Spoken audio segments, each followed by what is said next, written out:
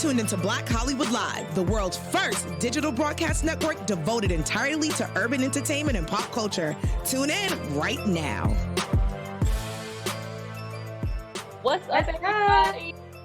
Turn up. Welcome to Black Twitter. I know we're all like virtual and everything because coronavirus. It's getting real. It's getting crazy. Exactly. But I know you guys have missed us because we've definitely missed you. We did go on a brief hiatus because we wanted to kind of give this some time to air out. Obviously, it has not. We obviously have a new couple weeks more to go of this and probably, into the next year, which is sad. First, how are y'all doing? Obviously, this is who's speaking right now. If you guys don't know or you can't see the live stream, this is Rocky Harris. Jamie, please introduce yourself. What's up, guys? I missed you, and I'm really happy to be back. My name is Jamie Gray. What up, y'all? It's your boy Jay Lamar, and I am in the building virtually, but I'm here. What's poppin'? And it's me, Sierra, back in Texas holding it down while we under lock. And I hope everyone's been out there being safe because, like we said, it's getting real. Yes, absolutely. And that's dope. I'm glad everybody's like in their own spaces. We'll get into that a little bit later because I think that's dope that everybody's kind of going to their families and stuff like that during this time. I wish that I could. I miss all my family in Kansas City, Missouri. But we have an amazing show for you guys as normally. But so first and foremost, we have Jason Hargrove, who died after he being coughed on. He was a bus driver, but he got coughed on and he was complaining about this for a long time. And then he actually passed away. Please, Jamie, tell us all about it. Yeah, guys, this is crazy. And it's really eerie because so many Black people, it seems, have been passing away. And, it's like we care about everybody, but my goodness, this is a Detroit bus driver named Jason Hargrove who recently passed away. This was just 11 days after he was complaining about a passenger coughing without covering their mouth. And sadly, he was only 50 years old. And he leaves behind a family. So originally on March 21st, he made a Facebook Live video, and he was complaining about how he felt violated after, again, a woman coughed on him. So this is what he had to say in his video. He said, "This corona-ish is for real. And we are out here as public workers doing our job, trying to make an honest living to take care of our families." He also said, now, before you get on a bus and you cough several times without covering your mouth, and you know that we're in the middle of a pandemic, that lets me know that some folks just don't care. And again, sadly, he passed away 11 days later. And when I think about that, it's just so sad because it's like, can you imagine knowing that you're dying because someone else was careless? Right. And that would just piss me off. Now, no one is quite sure exactly how he specifically got COVID-19, but it is probably because It could be the flu. It could be something else other than COVID-19. But I feel like when that happened, and for him to take precaution, other people took it like belittled it, and then to hear the end result of what happened to him, I was like, we don't know if that was the case. I don't know if you said that was the case or not. But it's kind of like people took that as a joke, and now look. So I was kind of upset on that behalf as well. Yep, my brother is a bus driver, and he was telling me the other day that a lot of the passengers do get on the bus and they're sniffling, they're coughing, they're not covering their mouths. And now his bus kind of put it to where the passengers have to sit like way far behind so they don't have any interaction with the bus drivers. But I really feel bad in this particular situation because these bus drivers are just like any other first responders. They're right there on the front line. They're helping people get to and from appointments, to and those who have to work, to and from work. It's a sad, sad situation. And I really pray for his family. That's terrible. Yeah, I just think that it's just like, why are you coughing and not covering your mouth, or and not just with your hand, with your elbow? Why are you sneezing on people? Just in general, like you can be. I take public transportation every single day. Well, I don't anymore, obviously, but I take public transportation all the time, and there's never a moment where I'm like, I'm just gonna be nasty because I'm on public transportation, But like you said, to all the essential workers out there, I really salute everybody who's still going out there and having to deal with people, our nurses, our medical staff. It's crazy. And we really give y'all all the props in the world because I know for me, it would be hard for me to choose that as a, profession. yes. But speaking of people who need to be professional and do things that would help all people instead of just a select few, a French scientist suggested that they might test coronavirus vaccines on Africans. J. Lamar, please tell us all about it. Now, y'all, this is absolutely crazy. This is the stupidest shit I ever heard. Sorry, excuse my language. It is. It is. So 2 French doctors discussed actually testing the COVID-19 vaccine only on Africans. So the 2 doctors' names, I want to give y'all their names so y'all can look them up. Okay. Jean-Paul Mira and Camille Louche spoke about testing the vaccines on Africans because of the poor population in which they live in. Mira went on to say, if I can be proactive, shouldn't we do this study in Africa where there are no masks, no treatment, no intensive care? Just like we did the studies on AIDS on prostitutes because they were highly exposed and do not protect themselves. So I think that I thought it was very crazy that they compared searching for a vaccine and putting that on the poor population of Africa, then also switching it to talking about how they targeted prostitutes to help cure AIDS. I thought that was kind of 2 different things, especially when you speak of Africa. Because a lot of times when people think of Africa, one of the things that they truly think about is the AIDS epidemic that's going on in Africa. So I think that these 2 dumb doctors really, really, really deserve to be canceled. I know we talked about cancel culture a couple months back, but I believe these 2 people definitely need to be canceled, because how can you say that you want to focus on Africa because they don't have the proper equipment and stuff that we have? So you want to go into their country, you want to expose them to the virus even more, and then try to vaccinate them. Why? Which is what they've been doing. Exactly, which is what they've been doing anyway for years, which is why Africa looks the way that it does, because colonizers went in and took everything, the nourishment, the resources, everything. All of everything comes from Africa. So they try to paint this picture. It's irritating that I think that every time people think of trying to figure out a solution, they equate poor to Black. Let me go down. Why don't you test that in Europe? Because in Europe and in Italy, their cases are extremely high. So why are you not testing the people or testing this on people that are highly impacted?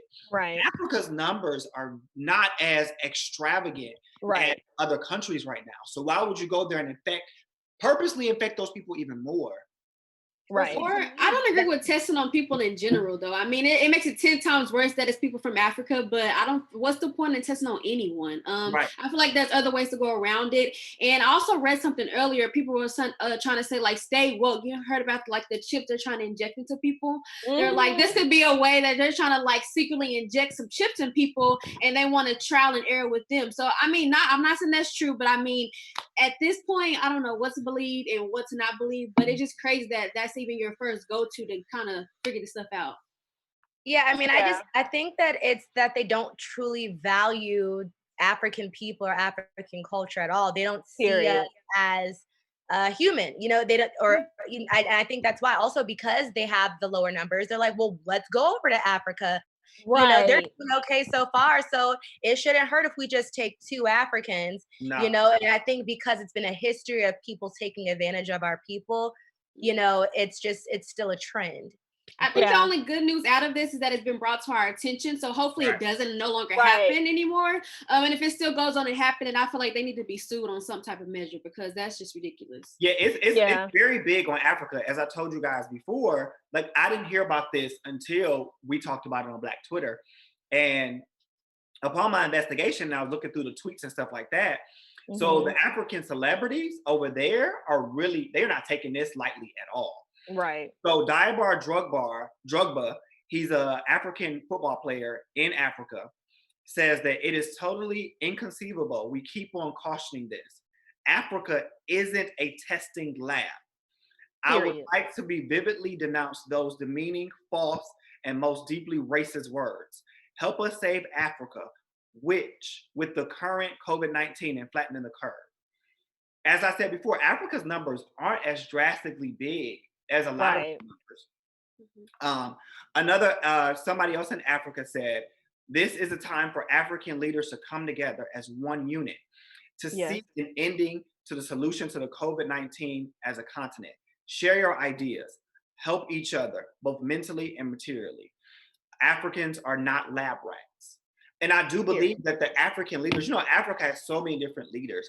I do believe that all of the leaders should come together and help those small towns and those big towns so people aren't walking over there infecting those people for lab results. That's not fair. In all of Africa, and I feel like a lot of people don't know this, it's probably like ignorance behind it, but all of Africa is not poor. There's very rich people in Africa. So it's kind of like we got to get this image that is ingrained in our head. People need to actually go visit and maybe go actually learn something instead of Googling and getting off stuff on Wikipedia.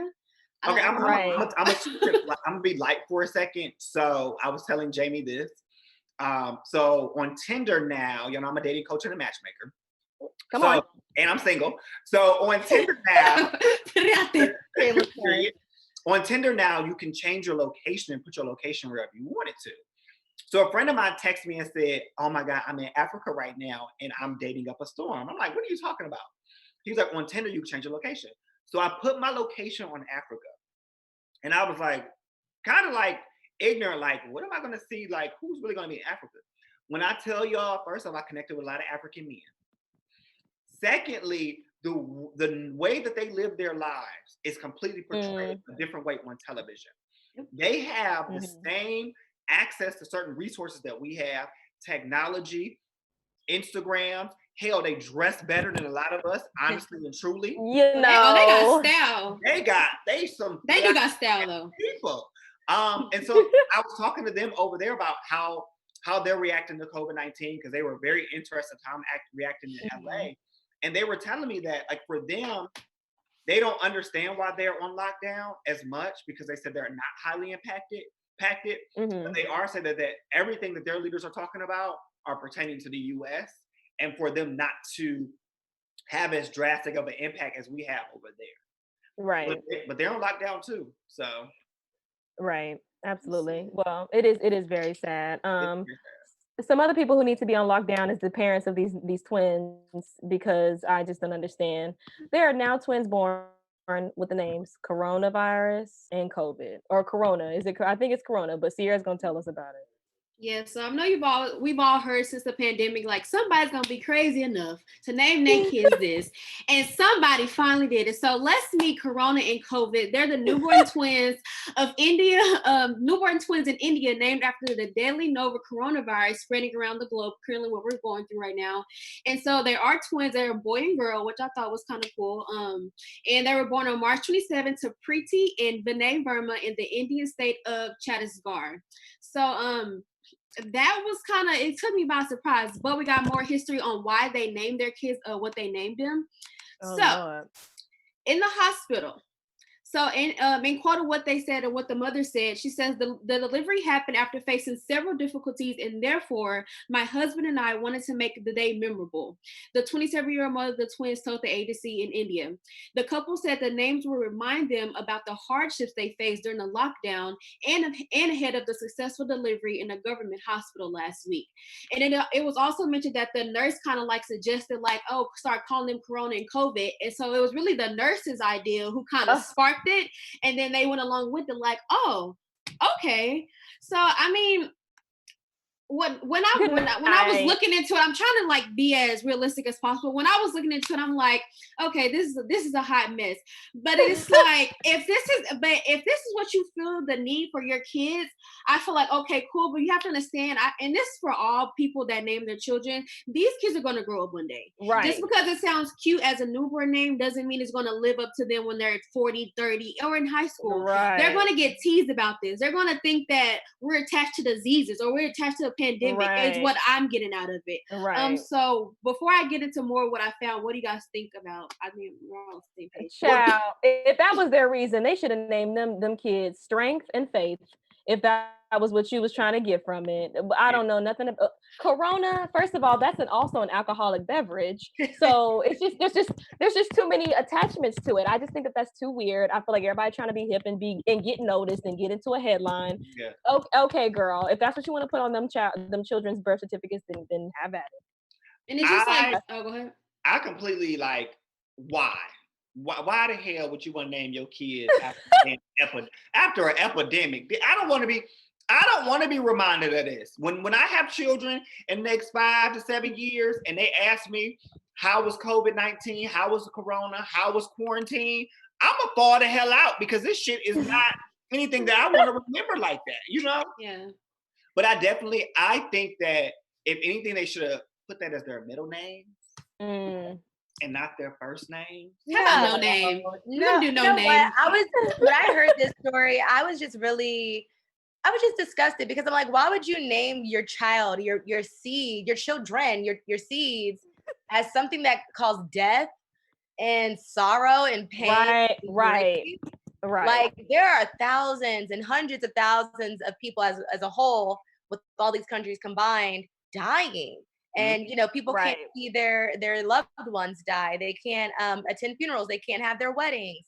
And also she's lucky that she even did get to have her kids, because I mean, imagine if she had in a hospital, with the coronavirus and being pregnant. So I feel like she was probably really high off of the epidural, and she just made a really silly decision. I mean, yeah, and it's kind of like, we all go through things in life. We're always going to have hardships or things that we go through that kind of strengthen us, build our character. And she said she wanted this to remind her of what we're facing right now. And I just was like, who wants to be reminded of this for the rest of your life? The birth date is going to be a reminder. Like the day that they were born. I mean, you just tell them the story. You was born in a tragic era. Yeah. I mean, okay. For the blessing in the era, or you were the blessing during the epidemic. I'm not gonna name that, but yeah, we got what the babies look like. Oh, I did have a picture. Corona. If you go, I don't know if we can pull up here, but if you go in our folder, I put pictures in there. I mean, they're cute twins, but they don't have their names when they grow up. They're gonna be very famous. So a tweet from Stephanie, she goes, if you read into the story, it was the nurses who nicknamed the twins, which I already brought up. The parents thought it was enduring and kept it for now. Doesn't sound like there'll be legal names, I hope. Corona is okay, but COVID, no. Corona like COVID. Corona ain't either. COVID. I like COVID more than I like Corona. Same. COVID more than I like Corona, yeah. So COVID is the boy, Corona is the girl. And so she's saying they might not keep them for now, but it's kind of like, I don't really think that's true. I think they're going to say their names. So. And it's just like, stop, hang it up, rename them kids and keep it moving. At least while they're still young. So yeah, we'll stay tuned. Right. Tree bark, anything. Colin and Sierra. Like, it's just like, stop it. Yeah.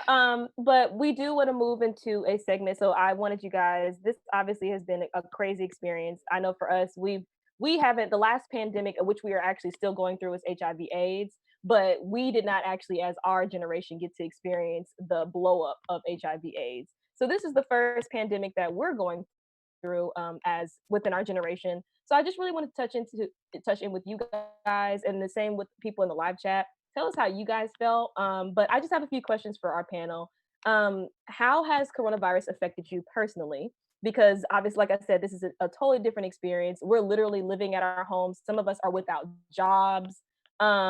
People who are essential workers, like people who are working at grocery stores, medical staff, they are on the front lines, and we are actually not allowed to go out. I mean, literally state by state, they're issuing stay-at-home orders.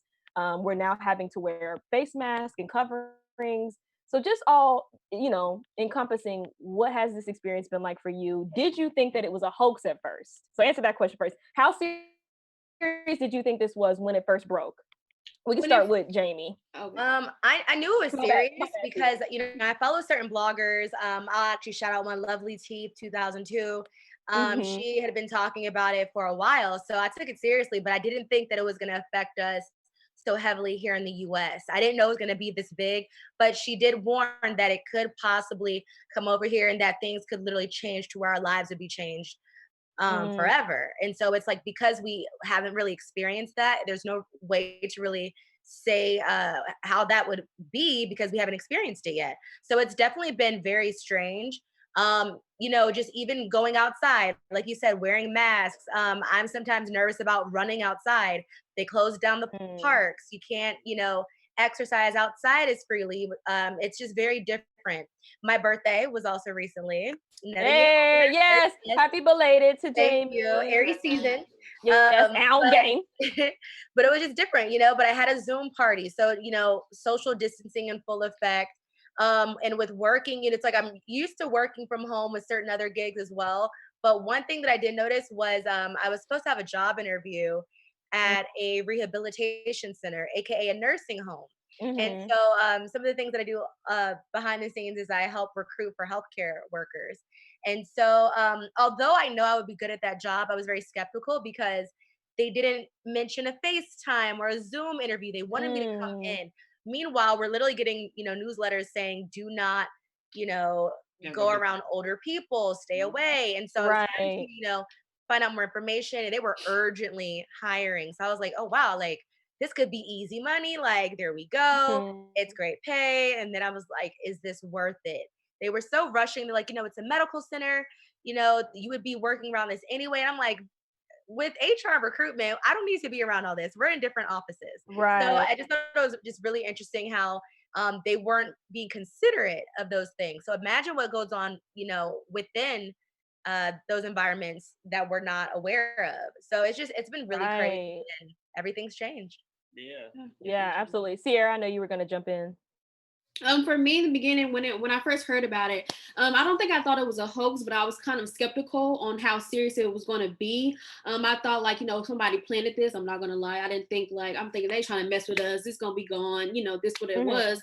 But when it started to get bigger, I started to see the deaths that have been reported. I was like, okay, this is serious. Yeah. When they started saying it only affects older people, but I started seeing younger people get affected by it, I was like, okay, this is 10 times more serious. So let me be more aware. It was just like every day I just kept being more woke about it. And I was like, okay, but Right. it's time to be serious. Let me go buy some gloves and my mask and take the right precaution. So I truly believe it now. And I just hope that we're all staying safe because I know I'm taking proper protocol. This has affected me, like Jamie said, work wise. I know for Mhm. me personally, I was in the swing of, y'all know what I was going through, but I was in the swing of getting back into work.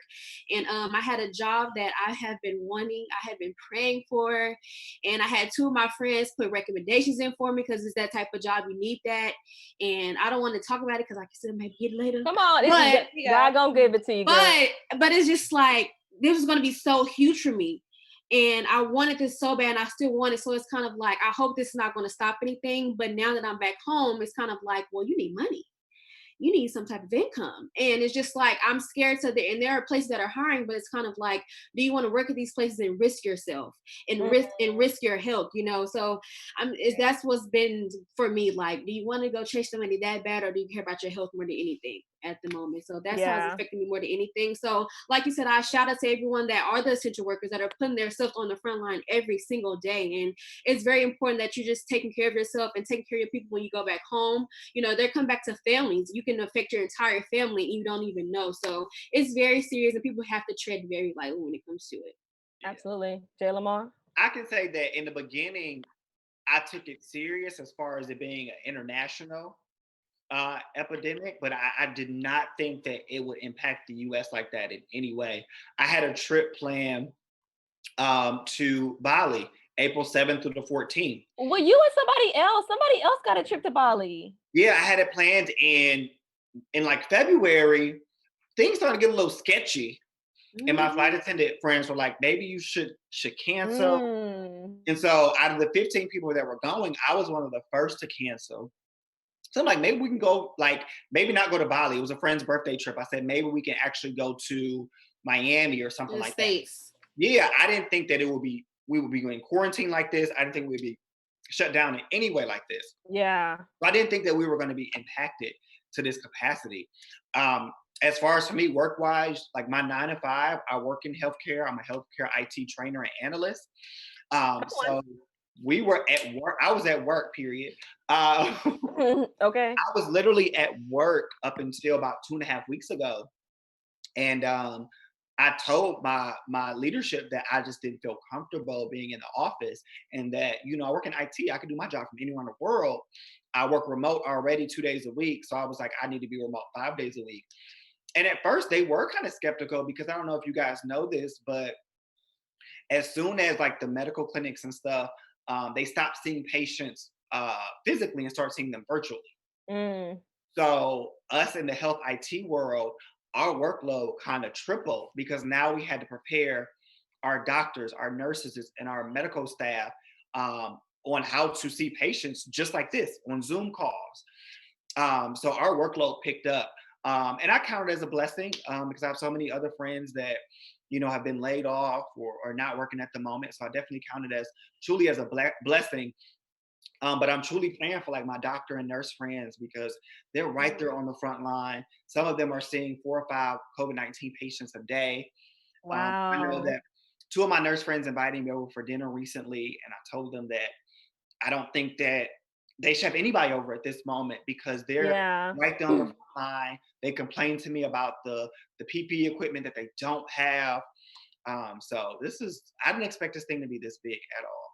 Yeah, it's crazy. Yeah. No, for me, I knew it was a big thing when I couldn't go to the gym and I was pressed.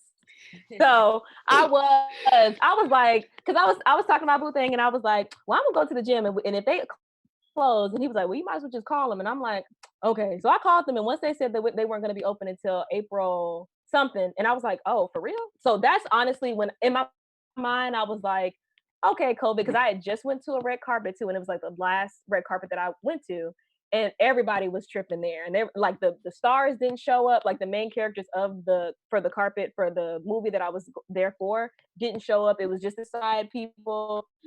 So I was just like, okay, so this is like really a thing. And then in my mind, I'm thinking like maybe it's just a bigger thing because it's a bigger city. Like maybe it's just there are more cases here. Like in my mind, I was like, this can't possibly be happening. Like we're not for real. But then when I found out that Trump knew about it a year before, that's when in my mind I was like, oh, That's what it so this is just okay. That's what in my mind I was like. So Mhm. to me, to be honest with you, my feelings on it, I think that this is a part of population control. I really, really do. I truly I said do. the And same thing. I really, because first of all, how are all these celebrities getting tested?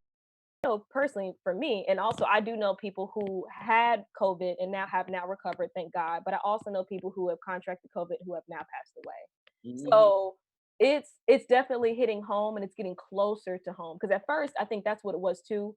I was like, oh, okay, like I don't know anybody. I think humans, we always think like, oh, it won't be me. It's not going to be someone that I know. But now I've known 1, 2, 3, 4, 5 people who have it, and or who have lost someone who had it. So, and just so you guys know, just some quick stats, there's over 1 million people, coronavirus cases right now. There's 74,702 deaths, and there are over 200,000 people who have recovered. So and that's also too, look for the recovery stats too. Don't only look at the deaths and the cases. Look at the people who are recovering, and while people Especially here in California, I think that on the news today it was 100 and I think 40 some thousand cases of virus, and only I think 14% of that 140,000 were in the hospital.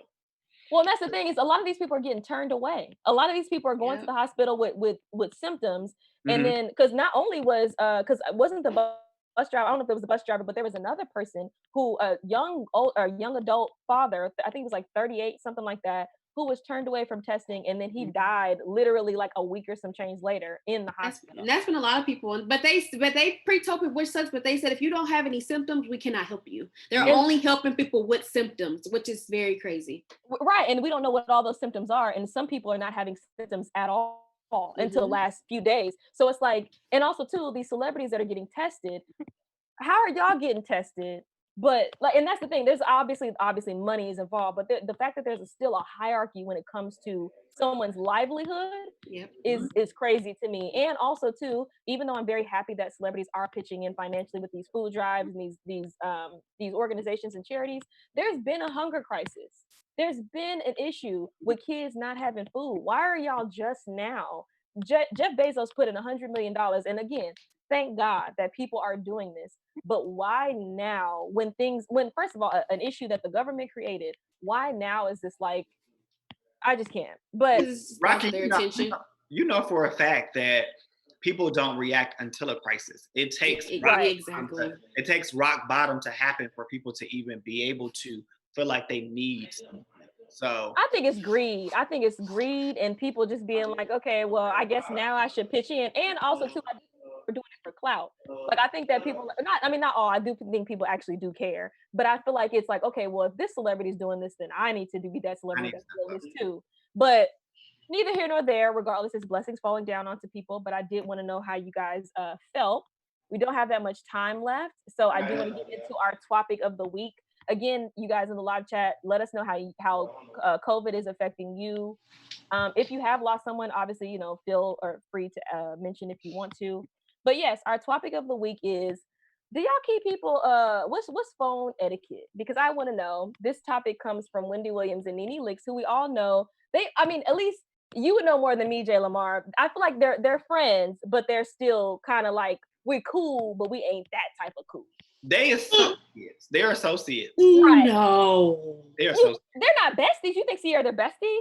No, I don't think they're besties, but I'm sorry, I didn't even cut you off, Jay Lamar, because I be watching the show. I mean, they could probably learn reality TV, but from the vibe and the backstory I got, they're like buddy. I wouldn't call them associates. No. I would call them friends. I would call them friends. Oh, They probably associates, but they weren't acting like it. The way what Wendy said today really, to me clarified that they're just associates because Yes. she Yes. said today, like, Nene's one of those over there people. Like, right. I'll meet you over there. I'll see you over there. I'll be over there. But she ain't. So what we're going over, Wendy does that a lot. She does a lot with a lot of people, where she likes to kind of separate herself from other celebrities and act like she's not rich too. And it's like, Wendy, we know that you're rich. It's okay, but she act like that. Okay, hold on. Let's settle down. We're gonna get into the topic. So let me explain the backstory of what everybody's talking about, because it was definitely it was on the Neighborhood Talk. Shout out to Kyle. Y'all definitely got to follow the Neighborhood Talk TV. So this week, Wendy Williams called out Nene Leakes So this week, Wendy Williams called out Nene Leakes for putting her on speakerphone while she had people in the background. So Nene Leakes was on the phone. And oftentimes, if you guys watch Real Housewives of Atlanta or any Housewives franchise, they often call people, whether they're celebrity or not, best friend on speakerphone. Totally normal. But the issue is that Wendy felt like, okay, you didn't even let me know, and you're asking me to FaceTime with you. So, and people were in the background, and she was asking her to FaceTime with her, and Wendy explained that she didn't want to go live, and that she literally, and I quote, "I don't have the face or the time to do this." And so she told her no, and mind your, pretty much like, no, I can't do this. I'm preparing for another show. Long story short, Wendy ended up hanging up on her. Do you guys feel like, well, first of all, what's your phone etiquette? When you get on the phone with somebody, if they're calling you, do you want them to tell you who they all with? If I'm on speakerphone, I think the appropriate thing to do, if you have me on speakerphone, to say you're on speakerphone. I feel like I will only address it if I know I'm finna be talking about something that I need to make sure you got a clear coast. Right. If we just normally calling and talking about nothing, I'm not gonna be like, who you with? But if I know I got some tea to tell you or some person, I'll be like, oh, you by yourself, girl? Because we need to talk. So I think it just depends on what the conversation is going to be. But you know your friends who you have to say that to, because you know certain friends ain't got no filter. I ain't got no filter. So if I call you, y'all don't have me on no damn speaker.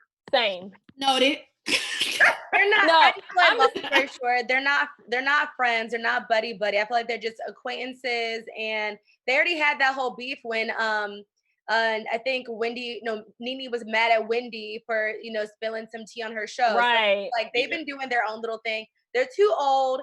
And I'm over it. So yeah. After that really fast, because this is why I kind of didn't believe it. On Real Housewives of Atlanta, Nene, I don't know if y'all watch it, but she was kind of shunned from the group of girls. And so one day she was on a speakerphone with Wendy Williams on the phone trying to get like advice, calling her my big sis. She referred to her as her big sis, and Wendy accepted it. And she was basically like getting advice for her. And Wendy was like, just give her advice about how to handle the girl. So that's why I'm kind of like, if we just acquaintances and I'm calling you big sis and you giving me, all my life business and what I'm going through. Okay, so I mean, but they're fake though. This is very fake. It is very fake, and just like Wendy said, like she is an over there friend, and she had said that too. While she was explaining, if you see the aftermath of it all, Wendy explains why she took an issue with Nene doing that. And I do feel like Nene oftentimes tries to be like the attention. Like I love Nene, but at the same time, you can't just call somebody up at their place of establishment and expect them to tell you the tea on something. That's also because people like to catch people off guard too. And they know Wendy is the type of person that you could catch off guard, and she might slip and say something that she don't want to say. And I feel like so, but this has been, a crazy show. We have a lot more in store for you guys next week. Again, my name is Rocky Harris. Take it away, Jamie. All right, guys, and I'm Jamie Gray. I want you to follow me on Twitter at It's Jamie Gray, or better yet, on Instagram at Jamie Gray. Actually, I'm sorry, Twitter is It's Jamie Gray, and then Instagram is Jamie Gray, JAIMI. And you can follow me on all social media platforms at I am J Lamar. Check out all of my quarantine chronicles every day because there's always something going on. Yes, and go follow me on TikTok. I'm Sierra Stafford. Get my quarantine TikToks on. But you can go follow me on my Instagram at Sierra Stafford TV and my Twitter at Sierra B Stafford. All right, y'all. See y'all next week. Pray for us. We'll Bye. be back in the studio. Yes. Oh, wait, y'all, wait. Oh, Jamie, you look cute. Oh, thank you. I'm weak. She's the one on the screen. Oh, wait, now it's you, Rocky. Okay. Don't Action rush. idea. Okay. See y'all. Bye. Bye. On behalf of our BHL staff, we would like to thank you for tuning in to Black Hollywood Live, the world's first digital broadcast network devoted entirely to urban entertainment and pop culture. Check out our Black Hollywood Live YouTube page for even more great programming and amazing content, and be sure to subscribe and like our channel when you do. I'm your BHL host, Nakia Monet, and you can find me on all social media at Kiki Boom Boom or at Black Hollywood Live. Black Hollywood Live, Hollywood redefined.